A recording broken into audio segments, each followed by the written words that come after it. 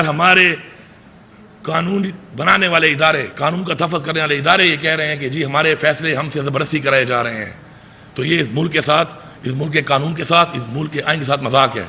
और full bench बिठाया जाए, सॉरी इसके ऊपर फुल बेंच, और वो ट्रायल जो है वो ट्रायल लाइव दिखाया जाए पूरी कौम को। कितने और जजेस भी आएंगे। कमिश्नर साहब कहाँ हैं रावलपिंडी वाले? कोई ये सवाल कर रहा है? एक बंदे ने कहा कि मुझसे धांधली कराई गई, मुझसे फॉर्म 45 चेंज कराया गया, उस बयान के बाद वो गायब है। 70-80 हज़ार की लीड से जीत रहे थे, हमने उनको हरवाया है और उनके ऊपर जाली मोहरे लगा के सबको हरवाया। देखिए, मैं ये सारी इस गलतकारी की जिम्मेदारी अपने ऊपर ले रहा हूँ और साथ आपको बता रहा हूँ कि जो चीफ इलेक्शन कमिश्नर है, जो चीफ जस्टिस है, वो भी इस काम में पूरे शरीक। कमिश्नर साहब और एक अजीब मजाक शुरू है इस कौम के साथ। ये कहा जा रहा है कि जी वो दिमागी मरीज है। 2 महीने पहले आपका चीफ मिनिस्टर वहाँ का, आपके बड़े बड़े लोग उसके बेटे या बेटी की शादी में पहुंचे हुए हैं। दिमागी मरीज के बेटे और बेटी की शादियों पे आप घूमते हैं? या एक दिमागी मरीज को आपने पिंडी जैसे इतने इंपॉर्टेंट जगह पे कमिश्नर बना के रखा हुआ है? ये आपकी परफॉर्मेंस थी? ये आपकी इंटरिम गवर्नमेंट थी जो आपने बनाई थी?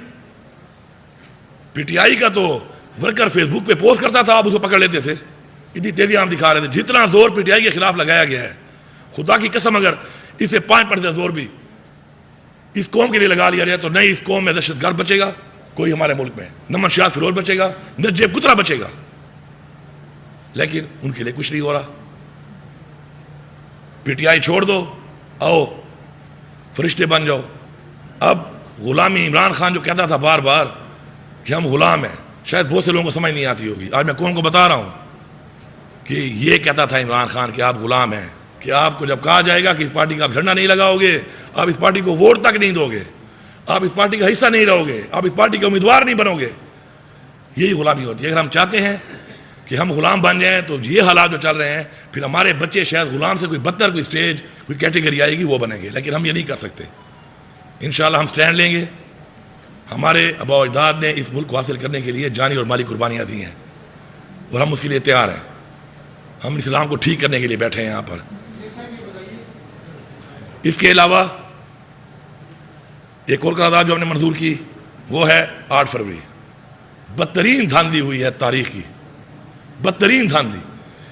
जितने इदारे हमारे पाकिस्तान के इलेक्शंस को आज से नहीं बहुत पहले से बैन-अल-अक़वामी इदारे जो मॉनिटर कर रहे हैं, सब ने कहा है कि बेज़ब्तियाँ हुई हैं। ओपन एंड शट केसेस हैं, फॉर्म 45 मौजूद है और एक हमारे उम्मीदवार के पास नहीं है। उसके अलावा और भी जो लोग थे उनके भी पोलिंग एजेंट्स वहाँ मौजूद है। फॉर्म 45 की कहानी कुछ और है और फॉर्म 47 की कहानी कुछ और है और फॉर्म 49 की कहानी कुछ और है। मैं यहाँ पे चैलेंज कर रहा हूँ कि इस वक्त मैं जो फिगर बता रहा हूँ एग्जैक्ट फिगर है। 25 सीटें टोटल जीती है नून लीग पंजाब असम्बली की। मैं 24 नहीं कह रहा, मैं 26 भी नहीं कह रहा, मैं 25 कह रहा हूँ। मरियम नवाज जो वज़ीर आला बनी है सिर्फ 25 सीटें के ऊपर ही बनी हुई है। पीपल्स पार्टी ने टोटल पूरे मुल्क में 13 MNA जीते हैं। उनमें मेरा ID खान का भी उनका जीता हुआ है। मैं मानता हूं, मैं सच बोलता हूं, वो जीता है, वो फॉर्म 45 वाला है। लेकिन 13 हैं टोटल इनके पूरे पाकिस्तान में। नून लीग के टोटल 17 MNA हैं फॉर्म 45 वाले। जब मैं 17 मानता हूं तो मैं झूठ नहीं बोलता, मैं और भी मान लूं। न मैं 16 कह रहा हूं, न मैं 18 कह रहा हूं, 17। ये हुकूमत है, ये हालत है मैंडेट की। अवाम ने वोट इमरान खान को दिया और इतने इतने वोटों वाले अगर किसी को इस बात पे शक है तो बुलाएं आरओज़ को। हमारे फॉर्म 45 केसेस लगे हुए हैं ट्रिब्यूनल में, बिठाएं सामने, चेक करें, हल्फ रखें, इन आरओज़ को भी बिठाएं, फॉर्म 45 को टैली करें। अगर ये गलत साबित हो जाए मैं सजा भुगतने को तैयार हूँ। और जो फिगर बता रहा हूँ एग्जैक्ट फिगर बता रहा हूँ।